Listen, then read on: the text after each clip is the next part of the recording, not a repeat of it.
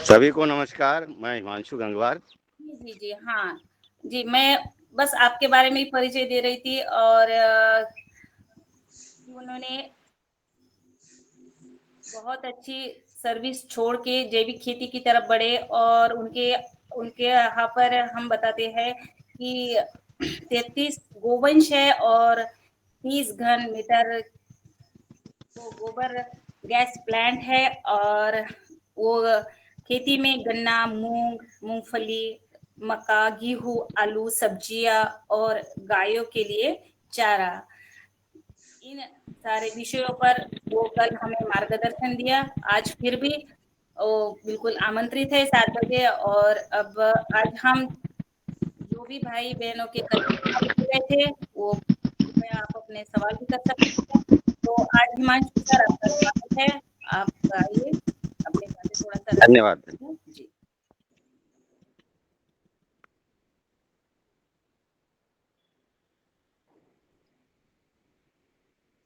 तो सबसे पहले मैं सवाल ही ले लूं।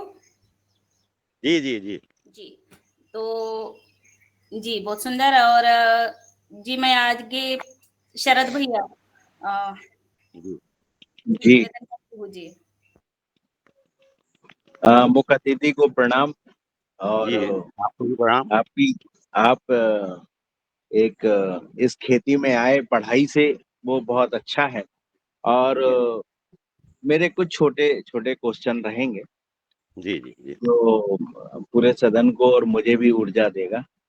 जी। आप खेती में जब से भी आए हैं, जैविक खेती के अंदर आपका जी इसमें किसी उसमें आपने प्रमाणित करवाया क्या, जैविक प्रमाणीकरण में, या हमारे पतंजलि के इसमें कहीं पे है क्या? जी, पहले हमने 2014 में वनसर्ट से करवाया था, जो जयपुर की संस्था है। उसके बाद उत्तर प्रदेश जैविक प्रमाणीकरण संस्था बन गई थी, तो उत्तर प्रदेश जैविक प्रमाणीकरण संस्था लखनऊ से हमारा प्रमाणित है खेत। जी जी, इसमें कैसे आप प्रमाणित कराते हैं, क्या थोड़ा सा बताइए। उनके एक इंस्पेक्टर आते हैं, साल में 2 बार आते हैं। वो हमारा खेतों का सर्वे करते हैं, अपनी कुछ मिट्टी की भी जांच करते हैं, और जीपीएस सिस्टम से ये जुड़ा हुआ है, तो वो हमारे खेतों का अवलोकन वो जीपीएस सिस्टम से भी करते रहते हैं। मुखर्जी जी, कुछ लोग कहते हैं कि बगैर गोवंश के भी वो जैविक खेती कर सकते हैं, ये संभव है क्या? अब वो भाई उनकी विचारधारा। देखिए, ये तो हम आवर्तनशीलता की बात करते हैं। प्रकृति के नियमों का अगर हम पालन करें तो मनुष्य, जीव जंतु, पशु पक्षी, पदार्थ, ये 4 चीज़ें हैं। ये 4 चीज़ों के बगैर ये धरती का विकास और धरती का अ, संरक्षण हो नहीं सकता। अब जो कहते हैं उनकी विधा मैं नहीं जानता, लेकिन मैं ये जानता हूँ, बगैर पशुओं के प्राकृतिक खेती, जैविक खेती, जहर मुक्त खेती नहीं हो सकती, क्यों कार्बन की आवश्यकता पड़ती है। गोबर में जीवाणु पनपने में सहायक रहते हैं, लाभदायक। तो इसलिए गोबर तो बहुत ज़रूरी है भाई। अब जो कहते हैं तो मैं उनको, हो सकता है उनकी नई विधा हो, मैं नहीं जानता हूँ।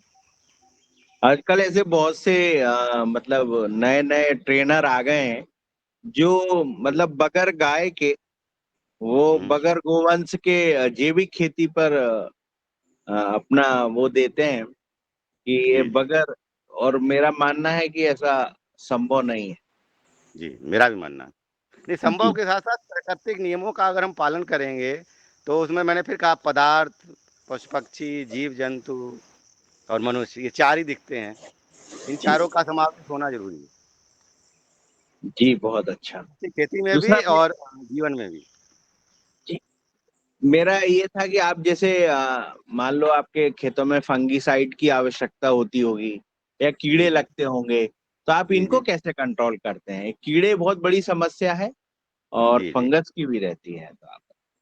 सर, सबसे अच्छी, अगर इनको रोकना है तो आपके आसपास कोई जंगल हो, और ये मौसम इस समय बहुत अच्छा है, आप अपने आसपास के जंगल में जाइए और वहाँ से मिट्टी ऊपरी सतह की उठा लाइए, और उसको आप गुड़ और बेसन में उसको मल्टीप्लाई कर लीजिए। और ये यही हम लोगों ने फिर गोबर गैस की स्लरी के लिए जो हमने टैंक बना रखा है उसमें हमने ये डाल दी। तो जी जो जंगल में जीवाणु होते हैं वो आप अपने टैंकर में, आप अपने ड्रमों में मल्टीप्लाई कर सकते हैं, उसमें गोबर डाल के, गुड़ डाल के, बेसन डाल के। तो ये फंजीसाइड कीटनाशक कीटों को भी नियंत्रित करते हैं।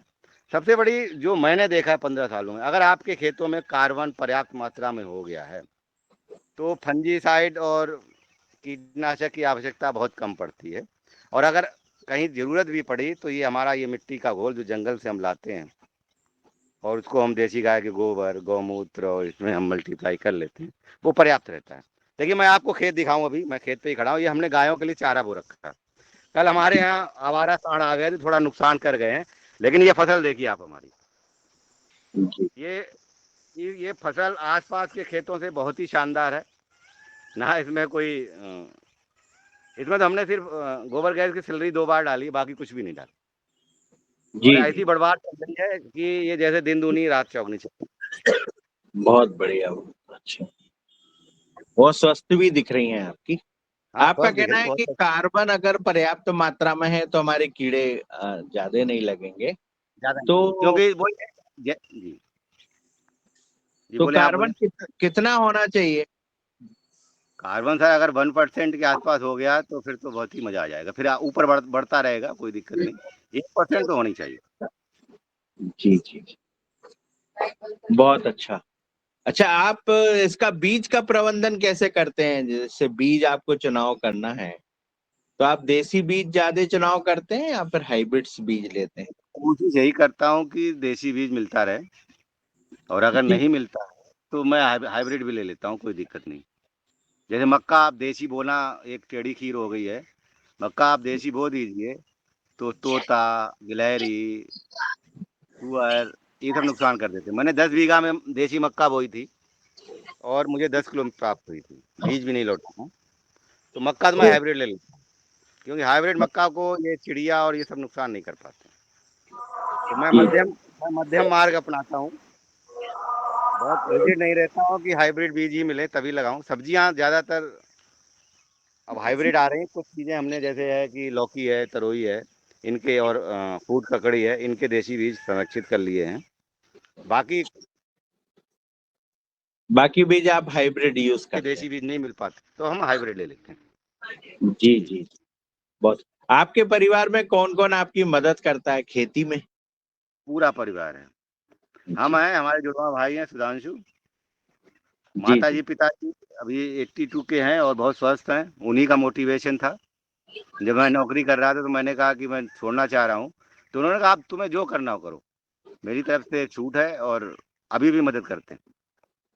जी। अभी गांव आए हुए हैं और करीब 20 तारीख तक रहेंगे, और ज़्यादातर समय अब गांव ही बिताते हैं। बिजली जी विभाग से रिटायर्ड चीफ इंजीनियर हैं और बहुत ही स्वस्थ और बिल्कुल। अभी सुबह सुबह योगा कर रहे थे मैं जब घर से आ रहा था। बहुत अच्छा है। आपने जो जितने भी मेरे मन के क्वेश्चन थे आपने बहुत अच्छे से उनको बताया। जी धन्यवाद, प्रणाम। जी नमस्कार, जी नमस्कार।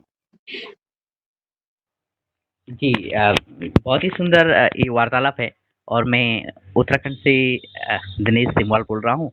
आप जी महानुभावों के मध्य जो वार्ता चल रही है उसमें मैं जी प्रवेश करता हूँ और ये भी मैं सदन को बताना चाहता हूँ कि जो सदस्य अभी भी जुड़े हैं, आज हमारे मुख्य वक्ता आदरणीय हिमांशु गंगवार जी जो कि फर्रुखाबाद उत्तर प्रदेश से हैं और बहुत ही अच्छी खेती कर रहे हैं और वो कल से इस मंच पर बने हुए हैं, आगे भी हम उनको सुनते रहेंगे।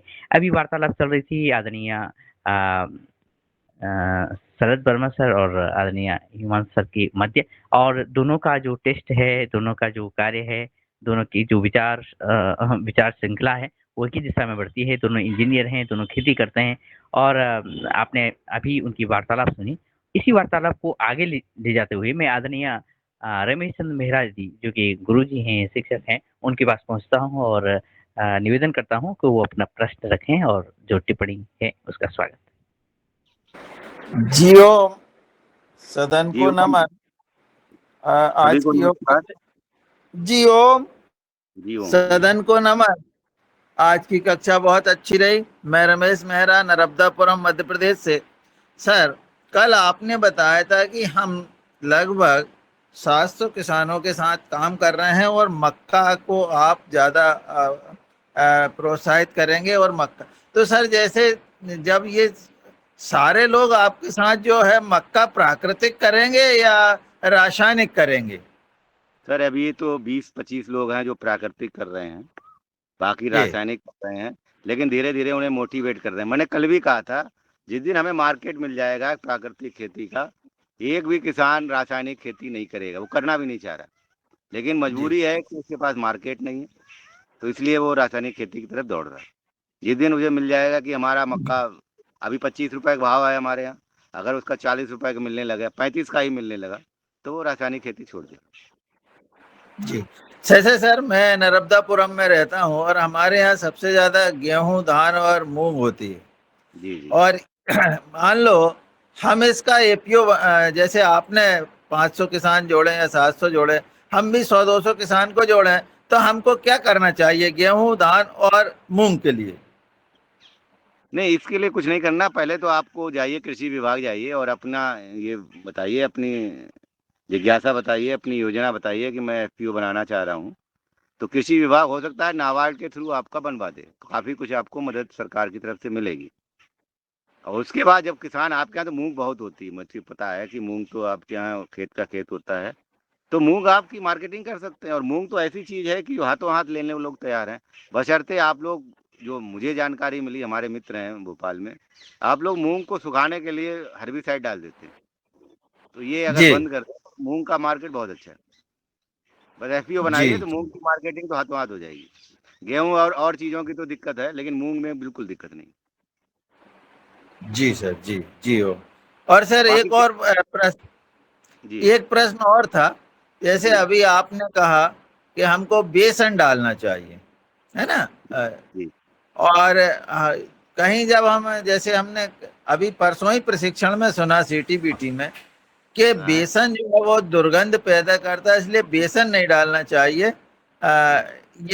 ये जो चीजें हैं कि सुगंधिम पुष्टिवर्धनम, जी यानी जी ज्यादातर यदि हम सुगंधित करें, तो इसमें आपका क्या विचार सर? देखिए, मेरा तो विचार ये है कि मैं तो मट्ठा भी डाल लेता हूँ। मैं रिजिड नहीं हूँ।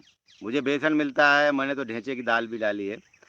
बदबू मारते हैं, बदबू की बात मैं आपकी सहमत हूँ। अब सुगंधिम पुष्टिवर्धनम ठीक है, जो हमारे लिए सुगंध हो सकती है, दूसरे के लिए दुर्गंध भी हो सकती। तो ये मैं इनमें नहीं पड़ता हूँ, मैं इन फेर में नहीं पड़ता हूँ कि हाँ कि रिजिड नहीं रहना है। मैं मट्ठा भी डाल लेता हूँ। प्रोटीन चाहिए, देखिए बेसिकली क्या है, इसके जो पीछे का कॉन्सेप्ट क्या है कि हमें प्रोटीन चाहिए जीवाणुओं को विकसित करने के लिए। उनको मीठा कार्बोहाइड्रेट और प्रोटीन चाहिए। तो आप बेसन से लेना चाहें बेसन से ले लीजिए, मट्ठा से लेना चाहें मट्ठे से ले लीजिए, किसी और चीज़ से आपको लगता है प्रोटीन मिल रही है वो ले लीजिए। तो वो आपके ऊपर है, ये इसमें और और सर हम लोग जो है जी जैसे ट्राइकोडर्मा है, बवेरिया बेसियाना है, वर्टिसिलियम है और राइजोबियम है, ये हम अपने खेत पर स्वयं निर्मित कर रहे हैं, तो अरे बहुत बढ़िया। इनका उपयोग करना चाहिए या नहीं करना चाहिए? क्यों नहीं करना चाहिए? प्रकृति की व्यवस्था में ये कोई मनुष्य द्वारा तो विकसित है नहीं, बनाए तो है नहीं। ट्राइकोडर्मा, वेवेरिया बेसियाना, वर्टिसिलियम, लैक्टोबैसिलस, ये हमारे द्वारा तो निर्मित नहीं है, प्रकृति की व्यवस्था में है ही।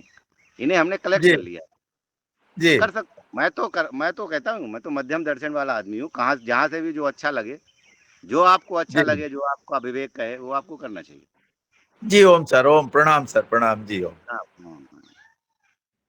जी लेकिन जी बगैर गाय बहुत कुछ नहीं, बगैर बगैर पशुओं के और बगैर पेड़ पौधों के ये सब बेकार है।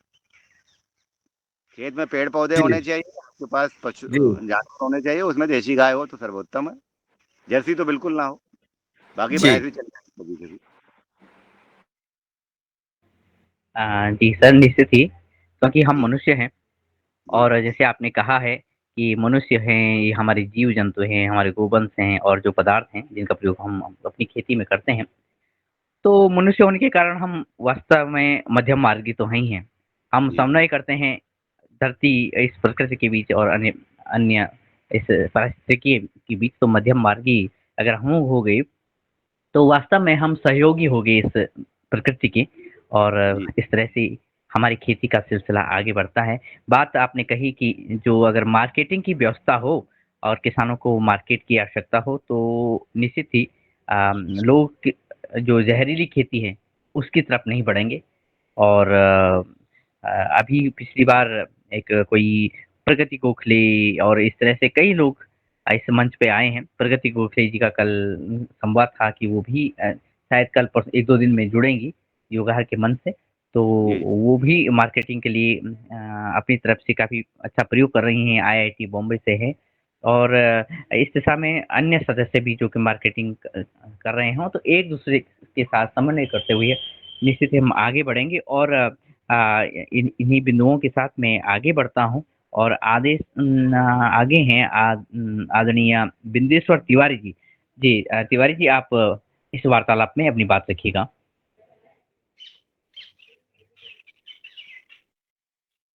जी सर।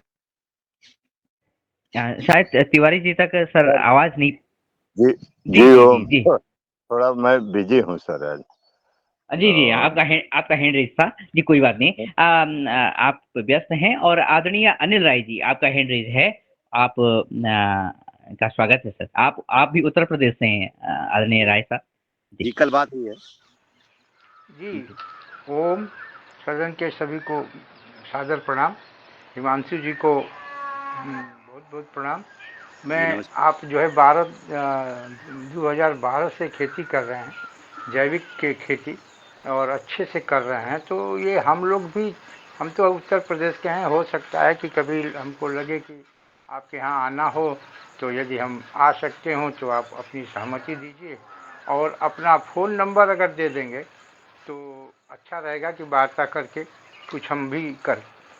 2020 से हम भी जैविक खेती कर रहे हैं, सोना जी मोती गेहूँ और ये मोहन भोग, इस बार काला नमक लगाया है, लेकिन जी उसके साथ साथ और मैं चाहता हूँ कि करूँ, तो इसलिए फ़ोन नंबर चाहिए। और ये जो आपने बताया लखनऊ से जैविक प्रमाणीकरण जो आप कराते हैं, तो जी जी। उसमें फीस उस पैसा कितना लगता है जी? हाँ पैसा उनका नॉमिनल है, ज़्यादा नहीं है। जैसे तो और लोग तो काफ़ी ले लेते हैं, 20-20 हज़ार तक ले लेते हैं। यहाँ 6,000 करीब लगते हैं, 6,200 के आसपास है। और आपका स्वागत है, कभी हमारे गांव आइए। फ़ोन नंबर नोट करेंगे? हेलो, आवाज़ नहीं आ रही क्या? आ रही है सर, आ आ रही जी। है।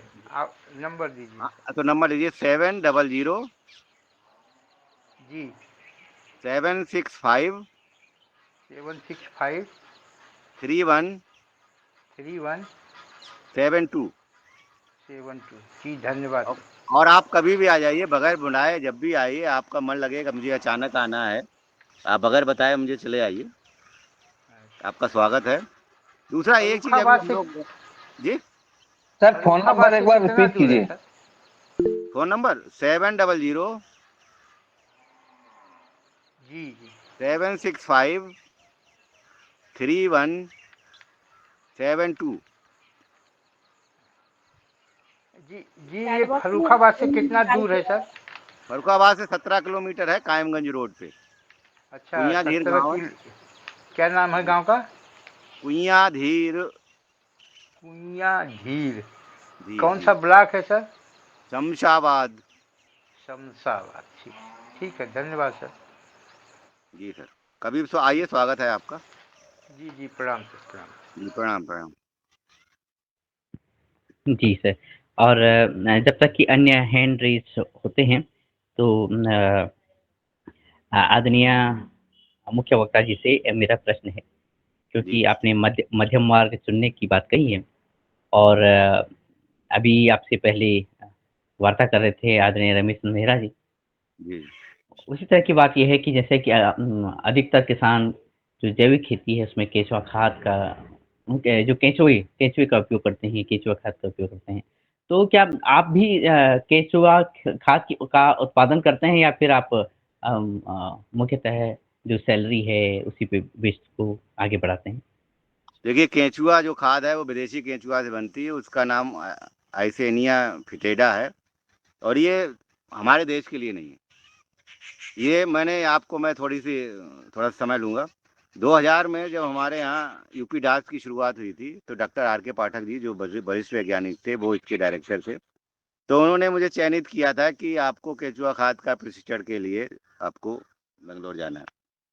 तो वहीं पे एक युवा वैज्ञानिक हमारी उम्र के थे उस समय भी, मैं उस समय 22-23-24 साल का था, वो भी थे। तो उन्होंने इसका थोड़ा सा विरोध किया था और वो मुझे समझ में आ गया था। तो उन्होंने कहा था कि ये तो हमारे देश का नहीं है और ये 35 डिग्री से ऊपर मर जाता है और इसकी जो खाद निकलती है इसमें कोई गुण नहीं है। तो तब से मैंने मेरे दिमाग में था। फिर पद्मश्री सुभाष पालेकर जी को पढ़ा। उन्होंने तो बहुत ही इसको कहा है कि ये तो बहुत ही भस्मासुर है, इसका प्रयोग करना हमारे भारत देश की भूमि के लिए नुकसानदायक है। ये हैवी मेटल्स निकालता है, जिसमें कैडमियम है, लेड है, तमाम तरह के हैवी मेटल्स होते हैं इसमें।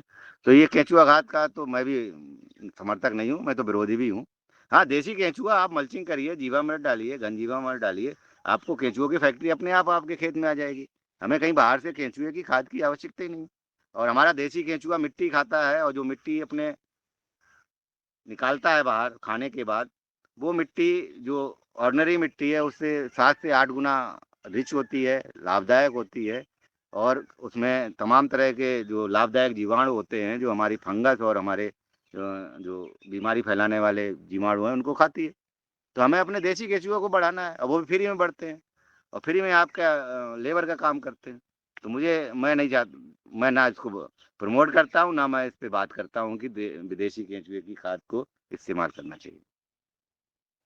जी, जी, धन्यवाद। हाँ, मेरा प्रश्न भी इसीलिए था कि मेरी जब शुरुआत में कोई 2013-14 में आदरणीय पालेकर जी से जब वार्तालाप होती थी, जी तो जी। तब वो कहते थे कि नहीं, ये तो अच्छा नहीं है, और अभी भी उन्होंने अपने जो जितने भी फॉलोवर्स हैं, वो वही बात करते हैं जो आप कह रहे हैं। और वही वास्तविकता भी है कि हम एक भूभाग में एक वहाँ की परिस्थिति के साथ, पारिस्थितिकी के साथ अगर हम छेड़-छाड़ के मूड में, तो प्रकृति भी हमें कहाँ बख्शने वाली है। तो यही शायद ये इसकी महीन-महीन जो चीज़ें होंगी, जी जी। ये महत्व रखती हैं। और इसी क्रम में मैं आदरणीय सदस्यों से निवेदन करता हूँ कि आपके प्रश्न कोई हों, तो आप कृपया इस पटल पर रखें। आदरणीय हिमांशु गंगवार जी उपस्थित हैं और वो आपसे वार्तालाप करेंगे। और मैं अन्य सदस्यों तक पहुँचूँ, पुनः मैं आदरणीय पवन कुमार सर तक पहुँचता हूँ। वो वैसे तो यात्रा मार्ग में हैं, और अगर वहाँ तक आवाज़ पहुँचे या पहुँच रही हो, तो कृपया इस वार्तालाप में शामिल हों।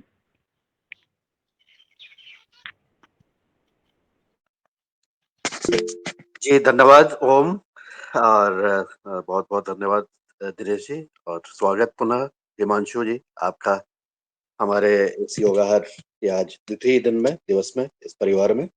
धन्यवाद और सर। बहुत सारी जो हमारी चर्चाएँ हो रही हैं, मुझे लगता है कि बहुत गुणवत्तापूर्ण हो रही हैं, और बहुत उससे हम समझने का प्रयास कर रहे हैं, हमारे सभी साथी समझने का, आपसे नज़दीकियाँ बढ़ाने का, आपके पास आने का ऐसा प्रयास भी कर रहे हैं, ऐसा भी आभास हो रहा है। तो ऐसे सभी प्रयासों को हम प्रोत्साहित करते हुए कि हम एक-दूसरे से आदान-प्रदान करें विचारों के साथ-साथ, एक-दूसरे के साथ मिलने का भी प्रयास करें अपने-अपने अपनी स्थिति के अनुसार, अपनी जागरूकता के अनुसार, अपनी इच्छा के अनुसार। तो ऐसा करके निश्चित रूप से जब हम कोई चीज़ देखते हैं, तो उसका हमें अच्छा लाभ मिलेगा, और हम उस वास्तविकता को समझते हुए अपने कार्यों को अच्छा कर पाएँगे। तो ऐसे सभी प्रयासों को भी बहुत नमन है।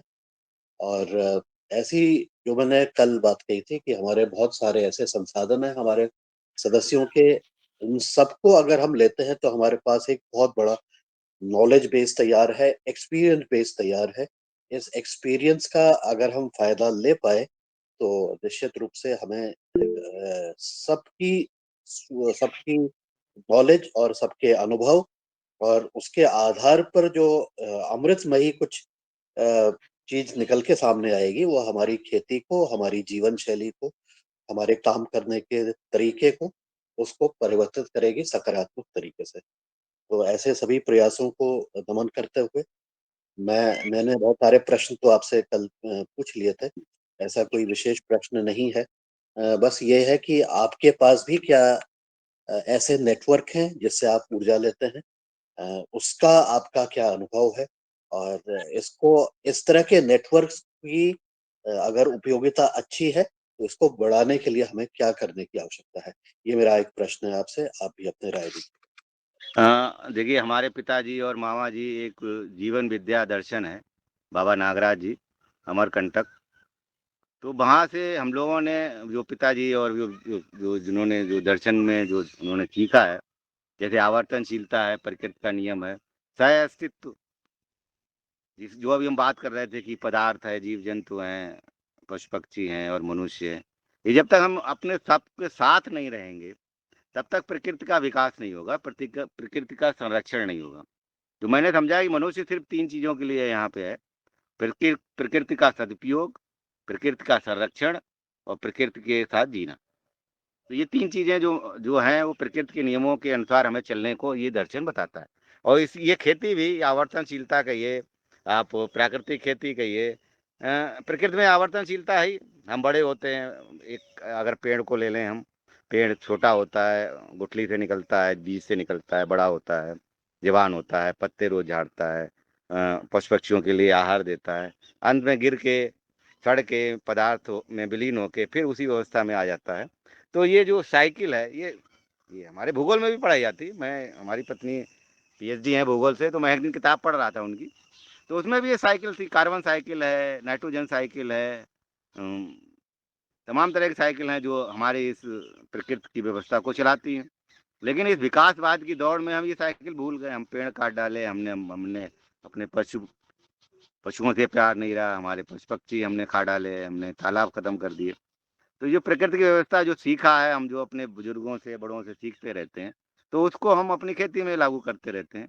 तो ये सह-अस्तित्ववाद, जैसे पालेकर जी उसको दूसरे अर्थों में कहते हैं कि आप अगर कोई फसल बोइए, तो एक दलीय और द्विदलीय का कॉम्बिनेशन रखिए। ये सह-अस्तित्ववादी है कि एक दलीय द्विदलीय को पोषक तत्व देता है, एक द द्विदलीय एक द दलीय को पोषक तत्व देता है। द्विदलीय मल्चिंग का काम करता है, जो एक दलीय के बढ़वार में काम आता है। ये जो चीज़ें हमने अपने बड़ों से सीख रहे हैं, तो वही हम अपने खेतों में भी लागू करने की कोशिश करते हैं। और हम लोग अब इस साल करीब 21 हमने करीब 8 पेड़ पीपल के जो करीब 15 वर्ष पुराने हो गए, वो तैयार हो गए हैं। इस साल 21 पीपल के वृक्ष लगाने का है, बरगद लगाना है। मैं शुरू से फिर कहूँगा कि प्राकृतिक खेती करिए, जैविक खेती करिए, जब तक खेतों में वृक्ष नहीं है, आपके पास पशु नहीं है, आप खेती करना बेकार है। जैविक और ये सब करते रहिए, नाम लेते रहिए। लेकिन जो मूल रूप में जो सिद्धांत हैं, उसके यही हैं कि हमें सब चारों लोगों को साथ लेके जीना है, तो भी हम प्राकृतिक रूप से खेती कर पाएँगे। जी, जी। जी। सर, आपने कहा कि हमें सभी लोगों को साथ लेके चलना है। सदुपयोग, संरक्षण और जीवन की बात आपने करी और साथ में आवर्तनशील खेती की बात करें तो बीच-बीच में कभी-कभार आदरणीय प्रेम सिंह जी आते हैं प्रेम योगाहार के इस मंच पर। हमारे जी, बड़े भैया हैं, प्रेम अब भाई। हमारे मतलब गुरु भाई कह सकते हैं उन्हें। जी, जी। और फिर आपने जो बात रखी तो आपके साथ ही आदरणीय पवन सर ने बात रखी है कि नज़दीकी की, साझेदारी की और नज़दीकी और साझेदारी की या इस रिश्तेदारी से निकलने वाला जो अमृत है, ये जब आगे बढ़ता है, तो हम प्रकृतिमय हो जाते हैं। तो कुल मिलाकर तेरा तुझको अर्पण क्या लागे मेरा जैसी स्थिति आ जाती है और इसे चल पड़ता है अपना जीवन। और अगर सर मैं आप दोनों के मध्य अगर मैं प्रश्न रखूँ कि जो नज़दीकी है, रिश्तेदारी है, तो ये जो आप दोनों की जो नज़दीकी हरिद्वार के कार्यक्रम से ही बढ़ी या फिर जो डॉक्टर आर के पाठक जी को अगर हम जोड़ें या यूपी डाक के कार्यक्रम को जोड़ें, वहाँ से ये रिश्तेदारी आगे निकली है? जी। नहीं सर, हरिद्वार के कार्यक्रम से बढ़ी है और अंतिम दिन बढ़ी है, और जब भोजन हम लोग कर रहे थे तब ज़्यादा बढ़ी है, और वहाँ हम लोगों ने करीब आधा घंटा वार्तालाप की, तो पवन सर से हमारी मुलाकात हुई हरिद्वार वाली ही है। जी, लेकिन मैं बीच में आ गया हूँ क्योंकि मैं एक चीज़ भूल गया था। इसका सबका जो मूल जो मैंने बहुत सारी चीज़ें सीखी, वो डॉक्टर पाठक से ही सीखी। जी, और जी। क्योंकि डॉक्टर पाठक ने पहली बार इस आईसीआर सिस्टम में एक लड़ाई करके और जी, बहुत सारी तंत्र से एक देखे कि हमें प्राकृतिक साइकिल को समझना है, जिसको उन्होंने बायोडायनामिक के माध्यम से समझा और उसको जी। अप्लाई किया। उससे बहुत प्रभावित हुआ और डॉक्टर पाठक से मुझे पहली बार संयोगवश सॉरी डॉक्टर पाठक मेरे घर में भी आ गए थे जब मैं गाँव में रहता था। तो वो घूमते-घूमते वो सारी डास्प की टीम, यूपी डास्प की टीम 1990 के मध्य के आसपास, 1990 के मध्य वो 98 में 95-96 शुरू में, हुआ था। जब इसका डिज़ाइन हो रहा था, जब प्रोजेक्ट डिज़ाइन हो रहा था यूपी डास्प का, तो वो ढूँढते-ढाँढते शाम को 5 बजे हमारे मेरे घर में भी आ गए और वहाँ पर उन्होंने लगभग 1 घंटा 6 बजे तक, बड़े ही रिमोट जगह पर हमारा घर था और गाँव में थे, तो वहाँ पर उन्होंने 1 घंटा मेरे साथ व्यतीत किया और मैंने उनसे बहुत कुछ सीखा। मैं तो उसमें अपने शुरुआत ही कर रहा था, अपने करियर के कुछ ही समय हुआ था और उससे सीखते हुए मैंने फिर डैस्प में भी काम किया। उत्तराखंड डैस्प में मैंने काम किया और मैंने सारे चीज़ों को देखा। तो डॉक्टर पाठक इस मंच में भी आए हैं, उन्होंने अपने अनुभव को साझा भी किया है। तो उनका जो योगदान है उस दृष्टिकोण से कि जब उन्होंने स्ट्रगल किया, अपने आईसीआर सिस्टम में स्ट्रगल किया और जिसमें कोई उनकी बातें नहीं सुनता था, बल्कि अवहेलना के साथ ही मज़ाक भी उड़ाते थे। लेकिन फिर भी उन्होंने बायोडायनामिक खेती, प्रकृति आधारित खेती के ऊपर जो शुरुआती दौर में काम किया, वो बहुत ही तारीफ़ के काबिल है और उससे बहुत कुछ लोगों को प्रेरणा भी मिली। बहुत सारे हमारे साथ में जो कृषि तकनीकी रूप से जो समन्वयक होते थे और तकनीकी रूप से जो काम करते थे यूपीडास में, उसमें से कुछ लोग, सब तो प्रभावित नहीं हुए, लेकिन कुछ लोग निश्चित रूप से प्रभावित हुए। तो ऐसे करते हुए, ऐसे चक्र के साथ चलते हुए डॉक्टर पाठक ने के साथ जो कार्य भी हुआ और उसके साथ उन्होंने जो परिवर्तन लाने का प्रयास किया, उन्होंने पेपर्स भी लिखे इस चक्र के आधार पर, प्रकृति के चक्र के आधार पर। जो उनके शुरुआती पेपर्स हैं, उसको मैंने पढ़ा, मुझे भी वो पब्लिकेशन मिले और उससे काफ़ी अच्छा काम हुआ। डैश की ऊर्जा भी मुझे लगता है कि जहाँ-जहाँ पर अच्छा काम हुआ, शायद इस वजह से हुआ क्योंकि शीर्ष नेतृत्व जो है, वो बहुत सकारात्मक था, बहुत उनकी पॉज़िटिव सोच थी और वो प्रकृति को साथ लेकर के चलने का उनका था। तो डैश में जो अच्छा काम हुआ, शायद इस वजह से, उस ऊर्जा की वजह से हुआ, जो कि उन्होंने सबको देने का प्रयास किया। इस प्राकृतिक ऊर्जा को उन्होंने सबको देने का भी प्रयास किया था। जी, मैं उनको याद कर रहा हूँ। को नमन करते हुए मैं अपनी वाणी को विराम देता सर हमारे पिताजी के मित्र हैं डॉक्टर पाठक जी, और शुरुआती दौर में उन्हीं से मैं प्रेरित था। उनसे और एक किताब मिली थी मुझे डॉक्टर फुकुओका की, वन स्टार रेवोल्यूशन, हिंदी रूपांतरण था उसका। हमारे मित्र एक रवि गुलाटी हैं दिल्ली में, उन्होंने दी थी। तो इन दोनों चीज़ों से फिर मैंने EM technology, doctor Afzal Ahmad हैं उनके साथ भी ईएम भी टेक्नोलॉजी इस्तेमाल की। लेकिन जो पालेकर जी के साथ जुड़ने के बाद जो संपूर्णता आई और फिर बाबा नागराज जी का दर्शन पड़ने के बाद, तो उसने गति दी। बिल्कुल, योगदान तो डॉक्टर पाठक जी का तो कभी भूला ही नहीं जा सकता है। उनका योगदान तो जो बायोडायनेमिक और उसमें जो किया है, सींग की खाद और ये सब हम लोगों ने बनाई है। बायोडायनेमिक पिट बनाई है, उसमें जो वो कल्चर देते थे वो भी हम लोगों ने इस्तेमाल किए। शुरुआती दौर तो पाठक सर ने ही शुरुआत कराई। बिल्कुल ठीक कह रहे हैं। मैं आपसे सहमत हूँ पूरी तरह से।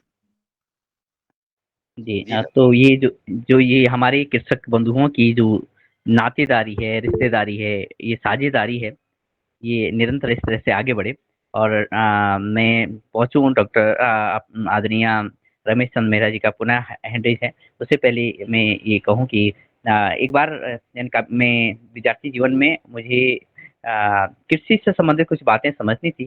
तो कोई 2004-5 में डॉक्टर पाठक जी से बात मुलाकात हुई और मैंने उनका एक इंटरव्यू लेना चाहा, तो उन्होंने भी मुझे बहुत सारी जो अपना जो लेख थे, जो रिसर्च था, वो पहले बोला कि मुझे समझो, कहीं तुम दूसरे दिन मुझ पे हँसो नहीं।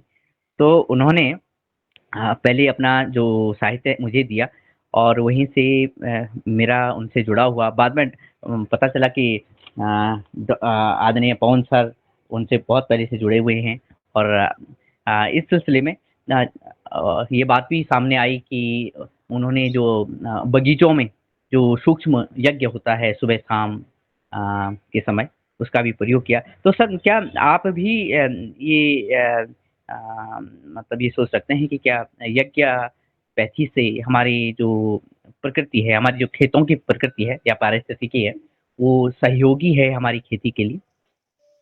सर हमने योगी किया, हमने तो कम किया भाई। हमारे जो जुड़वा भाई है सुधांशु, उन्होंने 2 साल लगातार ये सुबह, अब नाम मैं भूल रहा हूँ क्या कहते हैं उसको, यज्ञ किया है। और पिताजी तो बहुत ही समर्थक रहे हैं इसके, पिताजी तो अभी भी करते रहते हैं।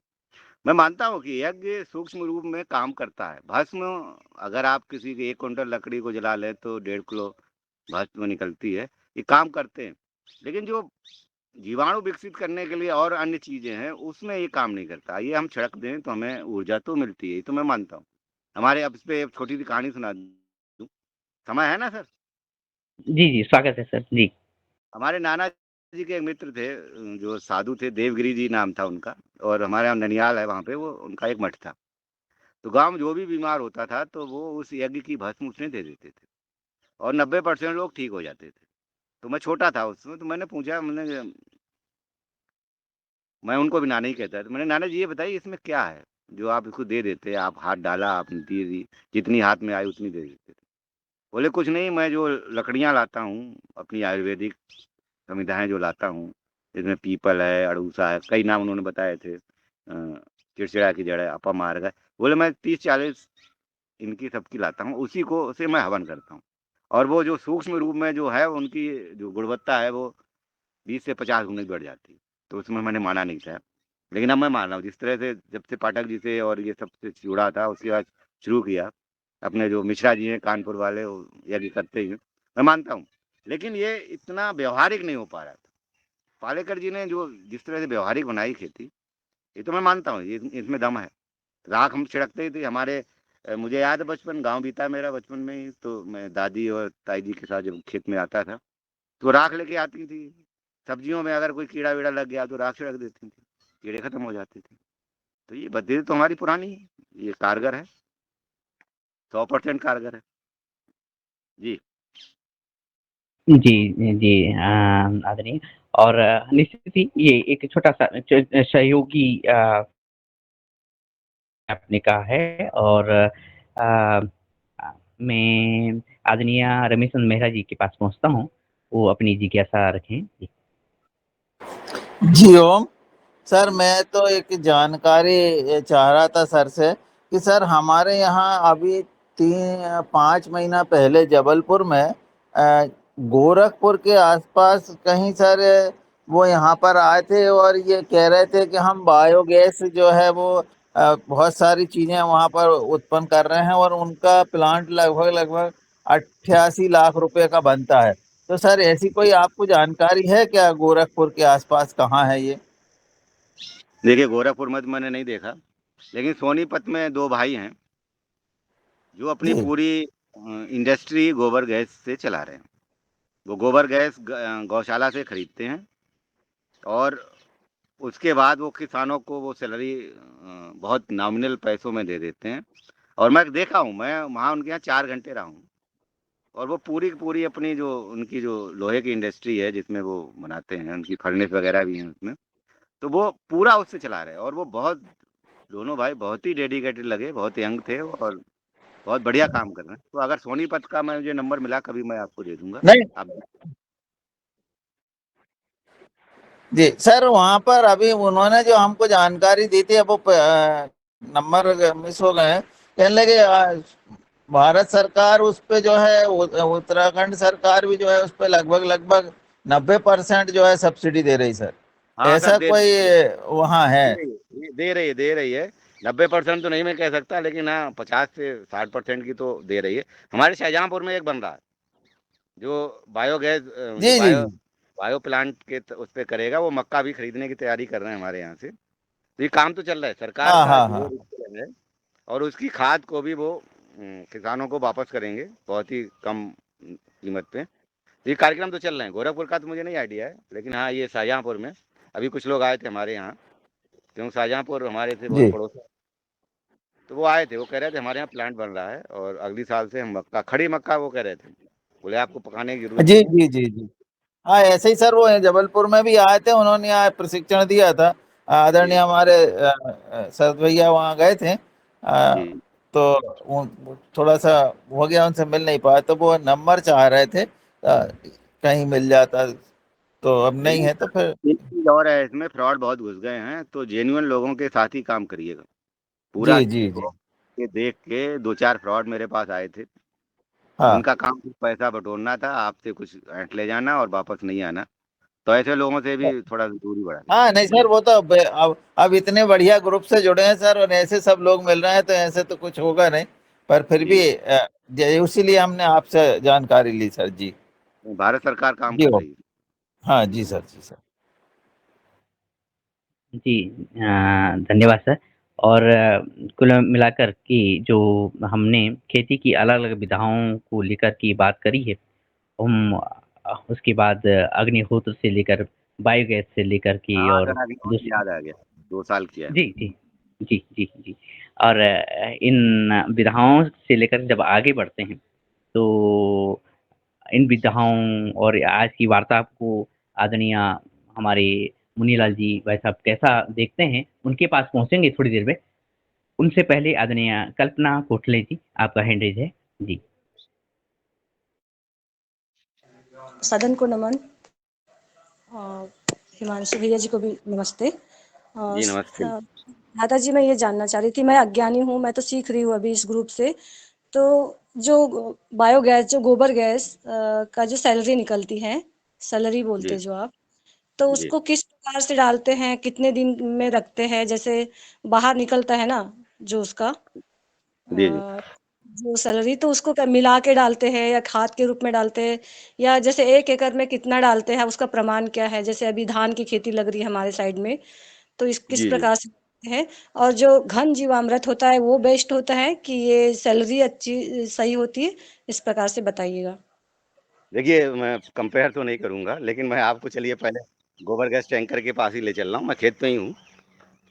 सैलरी हम लोगों ने जो प्रयोग किया था कि जब हम गोबर डालते हैं वो प्लांट में, तो उसी समय हम पानी ज़्यादा डाल देते हैं। 1 किलो जैसे 1 क्विंटल गोबर डाला है, तो हम लोग करीब-करीब उसका 10 गुना पानी डालते हैं।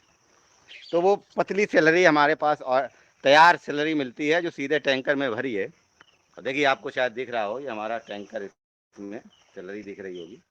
दिखी आपको? जी, जी, जी, आवाज़? दिख रही। जी, दिख जी, रही है हाँ, भैया। जी। छोटा-सा एक टैंक बना लिया है अंदर उसमें, तो 10 फुट गहरा है। तो इसी में हमारी स्लरी भरी रहती है। और ये आप देखिए, जब आप इसमें शुरू-शुरू में गोबर बहुत डालना पड़ता है। जब आप 8-10 डाल, तो करीब-करीब 30 दिन बाद बाहर निकलता है। तो ये रेडीमेड होता है, इसको कुछ रखने की ज़रूरत नहीं है। रोज़ आप निकालिए, रोज़ डालिए, ये बिल्कुल परफेक्ट खाद तैयार है। इसमें कहीं कोई मिलावट की ज़रूरत नहीं है, कहीं कोई इसको रखने की ज़रूरत नहीं है। मिलाना चाहें तो इसमें थोड़ा बहुत आप गुड़ डाल सकती हैं, शीरे का पानी डाल सकती हैं, तो थोड़ा-सा और रिच हो जाएगा। बाकी कोई ज़रूरत नहीं, सीधे आप टैंकर में भरिए। बस ये है कि पतला होना चाहिए, इसमें गोबर ज़्यादा ना हो कि वो उसके स्प्रेयर में फँसे, और सीधे डायरेक्ट करिए। हम लोग डायरेक्ट करते हैं, टैंकर है हमारे पास। ये हमारा गोबर गैस प्लांट है, ये हमारी गौशाला है। हमारे सोनू भैया और इसकी सफाई कर रहे हैं। आज खूब बारिश हुई है, और वो उधर आगे गायें दिख रही होंगी आपको। जी, आवाज़ आ रही है? जी, जी भैया जी, आ रही है, आ जी, रही है। जी। हाँ, तो इसको अब घनजीवामृत और इसके सैलरी के चक्कर में नहीं पड़ूँगा। जो अच्छा लगे, जो आपके पास हो, लेकिन आसान ये है। गोबर गैस प्लांट बनाना एक बार बन जाए, कॉस्ट एक बार ज़रूर लगती है, लेकिन बाद में ये आपके लिए आसानी है। आपको कुछ करना ही नहीं, निकाल लिए और डाली। घनजीवामृत में आप गोबर इकट्ठा करिए, और फिर उसको उसमें जीवामृत डालिए, फिर उसकी पलटाई करिए। ये करीब 40 दिन का वो है एक। इसमें आपको लगातार डालते रहिए, एक बार 40 दिन बाद ही वो निकलता ही है। आपको जब पहली बार गोबर डालते हैं, उसके बाद 40 दिन बाद ही वो आपको बाहर आता है, वो लगातार फिर आता रहता है। तो ये आपको एक बार इन्वेस्टमेंट में आपको ये काम करता रहेगा। इस सैलरी को आप मिट्टी में कैसे डालेंगे? मतलब खेत में कैसे डालते हैं? हाँ, वो टैंकर बना लिया हमने। 2 तरीके हैं, एक तो या तो आपका छोटा है तो आप अपने ड्रमों में भर लीजिए, डाल दीजिए जाके। हमारे पास हमने 2000 लीटर के एक टैंकर ले लिया है, उसमें इसी हौदिया से इसको टैंकर में भर लेते हैं, और वहाँ खेतों में जाके उसको हम स्प्रे कर देते हैं। एक तरीका ये है। दूसरा तरीका है, टैंकर में नीचे वो पाइप लगा देते हैं, और जैसे ही पानी पानी के साथ हम उसको देते रहते हैं। जो आपको अच्छा लगे, पानी के साथ देना है तो पानी के साथ दे दीजिए, और खाली खेत हैं तो पूरा टैंकर उसको घुमा दीजिए, उसमें से निकलता रहेगा, पूरे खेत में पहुंच जाएगा। तो ये तो अपने अपने आपकी जैसी सहूलियत हो वैसा आप कर सकते हैं। एक खेत में जैसे अभी बुआई किए हैं धान की, तो कितने टाइम पीरियड में वैसे डालते रहना है? 15 दिन बाद डालते रहना है कि देखिए 1 महीने? देखिए कोई एलोपैथी दवा नहीं है कि ज्यादा डाल देंगे तो नुकसान कर जाएगी।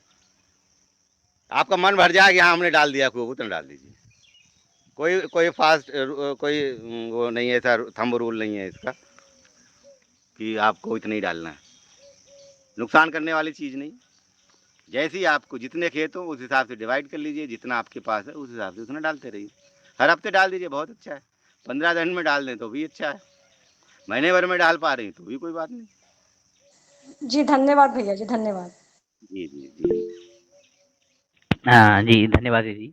और आपकी इस वार्तालाप के बाद मैं आदरणीय मुन्नीलाल जी भाई साहब तक पहुँचता हूँ, क्योंकि वो भी विजिट पे हैं अपने स्थानीय क्षेत्र में। तो वो जब तक नेटवर्क में है तब तक मैं आपके पास आता हूँ। और आज की वार्तालाप जो कि कल से लगातार हम बने हुए हैं आदरणीय हिमांशु गंगवार जी के साथ फर्रुखाबाद उत्तर प्रदेश से, आपने बात की है प्राकृतिक खेती की। उस प्राकृतिक खेती की बात आप कर रहे हैं जिस प्राकृतिक खेती का एक रूप मैंने देखा 2014 में, जब मैं पंतनगर विश्वविद्यालय में एक कार्यक्रम में था, तो तब डॉक्टर मंगला राय जी वहाँ पे थे वीसी, और वार्तालाप हो रही थी आदरणीय सुभाष पालेकर जी और वीसी के मध्य। तो वहाँ पे जो वैज्ञानिक वर्ग था वो मानने के लिए राजी नहीं था कि ये जो प्राकृतिक खेती है या जैविक खेती है ये उपयोगी है और सफल रहेगी। और आज का दिन है, इतने सारे हमारे जो किसान हैं, इतने सारे हमारे जो प्रेरक किसान हैं, वो प्रमाण के साथ ये सिद्ध कर रहे हैं कि खेती ही भविष्य की खेती है। और हमारे आदरणीय वक्ता जी ने ये बात रखी है। तो आदरणीय मुन्नीलाल जी भाई साहब इस वार्ता में शामिल हों, ऐसा निवेदन आपसे है। सदन को प्रणाम। और आज के हमारे जो मुख्य वक्ता और मार्गदर्शक जिनका दूसरा दिन है आदरणीय गंगवार साहब, आपको प्रणाम करता हूं मैं मध्य प्रदेश की धरती से, पतंजलि किसान सेवा समिति से। आपने मार्गदर्शन जो किसानों को दे रहे हैं, आप अनुभव बता रहे हैं, प्रत्यक्ष दिखा रहे हैं, इससे बड़ा और प्रमाण कुछ हो नहीं सकता। और इससे जो हम सबको जो राह मिल रही है, मनोबल बढ़ रहा है। ये हमारे किसानों के लिए जो युगाहर कार्यक्रम जो लगातार स्वैच्छिक रूप से संचालित हो रहा है, एक किसानों के हित में आपने जो 2 दिन का अपना अमूल्य समय दिया, और मैं निवेदन करूंगा कि इस कार्यक्रम में जब भी आपको समय हो, जितना भी समय हो, इसमें जुड़ते रहें और मार्गदर्शन देते रहें।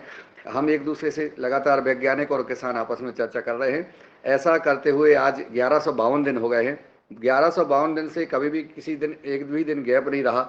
और ये लगातार 5:30 बजे से 7 बजे तक योग करना, और उस योग को भी एक योग शिक्षक के द्वारा नहीं करना। विभिन्न देश भर के और विदेशों से भी योग शिक्षक आए, उन्होंने अपनी प्रतिभा का यहाँ प्रदर्शन किया, हम लोगों को सिखाया, अपने अनुभव बताए। जैसा कि आज अपना अनुभव बता रहे हैं, वक्ता एसी और मंत्रालय में बैठ करके किसान की खेती की बात करता है तो वो गले नहीं उतरती है, क्योंकि वो लिखी हुई बात करता है। तो जो आप बोल रहे हैं वो अनुभव की बात है। इस प्रकार से किसान यहाँ वैज्ञानिक अनुभव की बात बोलते हैं तो उसका असर होता है, जैसा आदरणीय अभी हमारे रमेश चंद्र मेहरा जी ने बताया। आदरणीय पवन कुमार जी ने आपको यहाँ आमंत्रित किया और आपसे वार्ता की। मैं उनका भी धन्यवाद देता हूँ कि इस प्रकार के अनुभवी और जो विद्वान जन हैं इस युवा कार्यक्रम में आते रहें। और मैं इसमें इतना ही बोलूँगा, आपने जो कार्बन की बात की है कि हमारे खेत में सबसे पहले कार्बन की पूर्ति होना चाहिए। अगर कार्बन की पूर्ति हो जाती है तो जो विभिन्न जो हमारे धरती में माता मिट्टी में कमियां हैं वो अपने आप दूर हो जाती हैं। तो मैं निवेदन करूंगा कि और भी ऐसे कोई आपके मित्र भी हैं या आपके परिचित भी हैं, उनको भी इस मंच पर लाने का कष्ट करें। आप सबको प्रणाम। ओम। जी बिल्कुल कोशिश करूंगा। जी धन्यवाद सर। और आदरणीय मुन्नीलाल जी भाई साहब और आदरणीय पवन सर, आप लोगों ने शुरुआत की है योगाहार की इस मंच की, और कोरोना काल के दौरान की जब हम बाहर नहीं निकल पा रहे थे तो कि कैसे किसानों के साथ संवाद किया जाए, जो योगी हैं उनके साथ संवाद किया जाए। और आज हम चतुर्थ वर्ष में हैं और आगे लगातार आदरणीय गंगवार जी के साथ हम बने रहेंगे।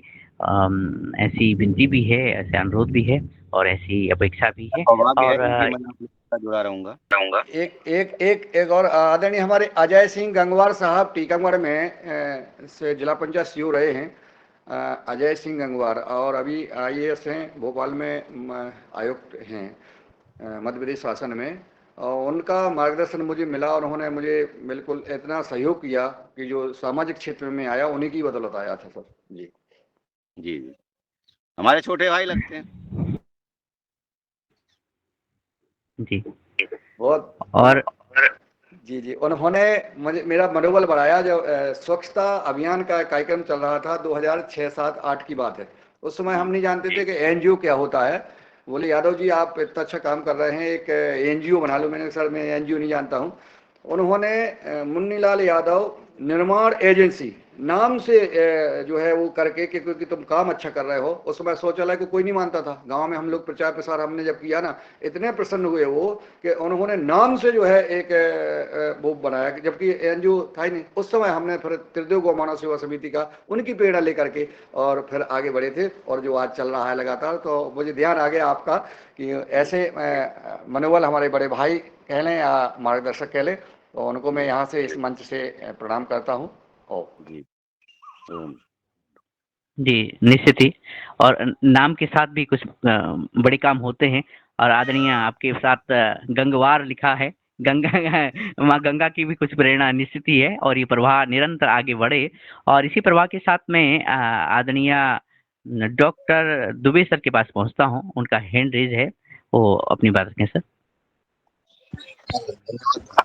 दिनेश जी बहुत अच्छी चर्चा चल रही। मुख्य अतिथि जी ने बहुत अच्छा मार्गदर्शन भी किया। मैं जानना चाहता हूँ उनसे कि उनका जो अनुभव है कि जैसा मक्का में उनको मार्केटिंग में कठिनाई आ रही है, और अगर मार्केटिंग अच्छा बढ़ा तो किसान स्वयं रसायन से ऑर्गेनिक की तरफ बदल जाएंगे, ऐसा उनका अनुभव है। तो यह सिर्फ मक्का के बारे में नहीं, आमतौर पर देश का भी आपका सबका अनुभव है। तो अतिथि जी आप बताइए कि सजीवों ये ऑर्गेनिक फार्मिंग या नेचुरल फार्मिंग का मार्केटिंग बढ़ाने के लिए व्यक्तिगत स्तर पर, समूह स्तर पर, सामाजिक या शासन स्तर पर क्या बदलाव होने से ये मार्केटिंग बढ़ेगा, ऐसा आपको लगता है? धन्यवाद सर। शुरुआत तो जैसे व्यापार तो शुरुआत अपने घर से होती है। मैं तो अपने कृषि विभाग और जितने भी अधिकारी हैं, मैं मंच से भी कभी कभी बोल देता था, अब तो कम, थोड़ा कड़ुआ कम बोलने लगा हूँ। मैंने 2017-18 में कानपुर में CSA में कार्यक्रम शुरू हुआ था, इसी प्राकृतिक खेती पे था। तो मैंने कहा भैया शुरुआत आप लोग कर लो, हम लोगों का सामान उत्पाद, आप वैज्ञानिक हैं, आप नेता लोग हैं, आप जो अधिकारी लोग हैं, वो तो खाना शुरू करिए। अगर वो खाने लगेंगे और उन्हें उन्हें मुफ्त में चाहिए, थोड़ा कड़ुआ आज फिर बोल रहा हूँ मैंने उस मंच पे जब शाही जी भी वहाँ पे थे, हमारे कृषि मंत्री, मैंने कहा था, मैंने कहा आप सब मुफ्त में खाना चाहते, हम प्राकृतिक किसानों का आपको दुख नहीं समझ में आता है, लेकिन आपको मुफ्त की चीज़ें चाहिए। कभी कभी दबाव में लोग ले गए। मुझे याद है कि मैं नाम लूँगा, SDM अजीत सिंह थे हमारे यहाँ कायमगंज में, वो मुझे दबाव में मुझसे करीब 10,000 का गुड़ ले गए थे। तो शुरुआत तो अगर हमारे अधिकारी लोग कर लें, हमारे शहर के बड़े बड़े लोग शुरुआत कर लें कि नहीं भाई मैं ये ध्येय बना लें कि मैं प्राकृतिक खेती का खाऊंगा, मैं अपने किसान को ढूंढ के खाऊंगा, जो किसान अच्छा उगा रहा है मैं उसके यहाँ कार लेके जाऊंगा, तो मुझे लग रहा है ये बहुत बड़ी समस्या समाप्त हो जाएगी। लेकिन कोई करना नहीं चाह रहा है। सबको अच्छा चाहिए, लेकिन मुफ्त में चाहिए, सस्ता चाहिए। और ये जब तक मानसिकता बनी रहेगी, प्राकृतिक खेती नहीं बढ़ेगी, चाहे हम कितने जतन कर लें।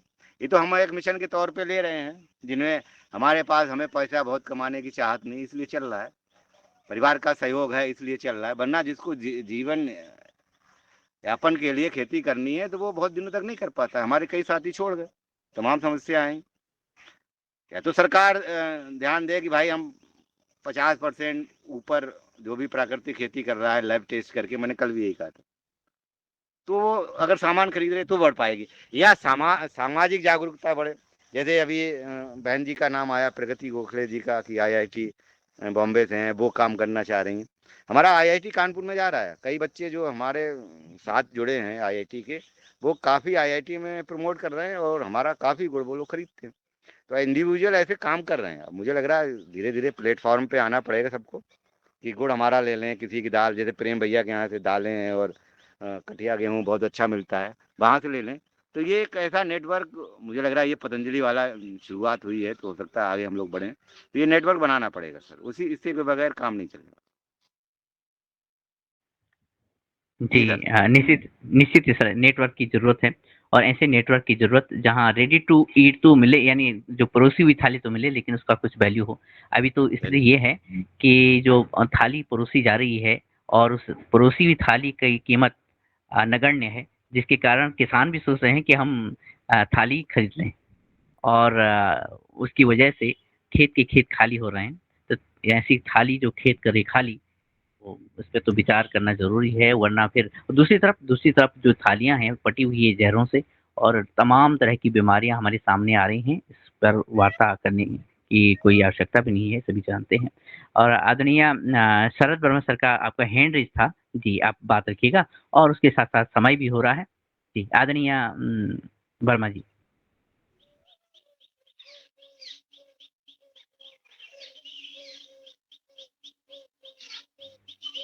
जी, शायद वहाँ तक आवाज़ ना पहुँच रही हो और हमने आज सभी आदरणीय सदस्यों ने कल से आदरणीय हिमांशु गंगवार जी को सुना, किस तरह से उन्होंने खेती में प्रवेश किया है, अपनी जो दूसरा पेशा था उसको छोड़ करके, और एक प्रेरणा तो आप बने हैं और निश्चित ही ये जो प्रेरणा है, ये हमारे समाज की खुराक है, जिससे प्रेरित होकर के हम इस महत्वपूर्ण कार्य में, क्योंकि भोजन सबसे महत्वपूर्ण और भोजन भी वो जो रक्त जो है विषम मुक्त हो और प्राकृतिक हो, हमारा स्वास्थ्य अच्छा रहे, हमारी धरती अच्छी रहे और हम समृद्धि प्राप्त कर सकें।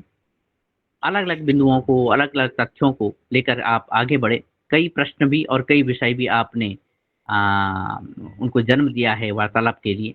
भविष्य में, आने वाले समय में इन विषयों पर हम पुनः चर्चा आपके साथ, अन्य बंधुओं के साथ करेंगे और समूचे सदन के का ये भी निवेदन है कि आप इस मंच पर समय-समय पर बने रहेंगे, तो जो जानकारी है, सूचनाएँ हैं, उनका आदान-प्रदान भी होता रहेगा।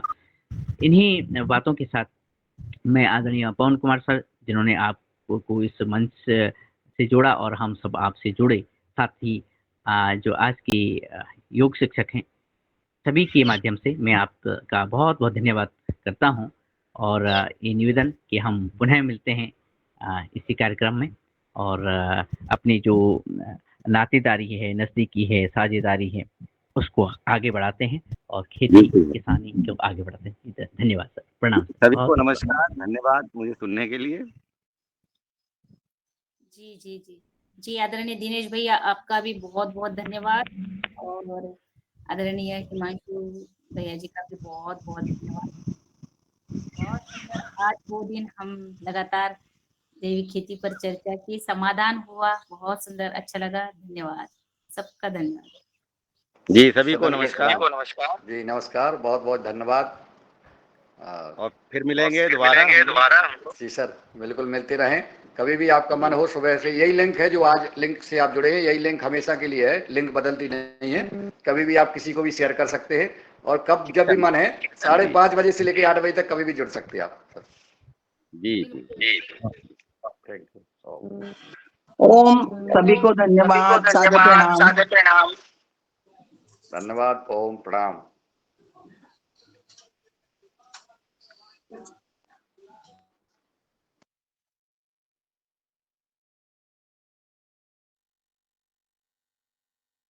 जी, ओम, प्रणाम। तो ये प्रणाम ना करो सकत भैया। अच्छा, हाँ, वो अतिथि से सीखो, बाल सफेद होना चाहिए। हीरालाल जी क्या दिखा रहे हैं भाई? हीरालाल साहब को हीरा दिखा। अच्छा, इंडिया टीवी दिखा रहा है, इंडिया टीवी। Very good. देखो हीरा हमने बोला था ना। हाँ, बोला था। बहुत बढ़िया, इंडिया टीवी दिखा रहा है, इंडिया टीवी।